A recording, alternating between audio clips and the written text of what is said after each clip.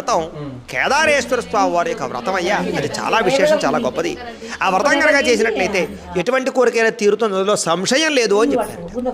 చెబితే వాళ్ళందరూ చాలా సంతోషించి, అయ్యా అసలు ఈ కేదారేశ్వర స్వామి వ్రతం అంటే ఏంటి, ఎవరిని కొలవాలి, ఏ రకంగా పూజించాలి, మొట్టమొదటి ఎవరు ఈ యొక్క వ్రతాన్ని ఆచరించారు, దాని విషయాన్నంతటి కూడా మాకు వివరంగా తెలియచేయండి అని అడిగారట. అడిగితే అప్పుడు చెబుతున్నారట, అయ్యా చెబుతాను వినండి. ఒకానొక సమయంలో శివుడు పార్వతి, శివపార్వతులు ఇద్దరూ కూడా కైలాస పర్వతంలో కూర్చుని ఉన్నారట.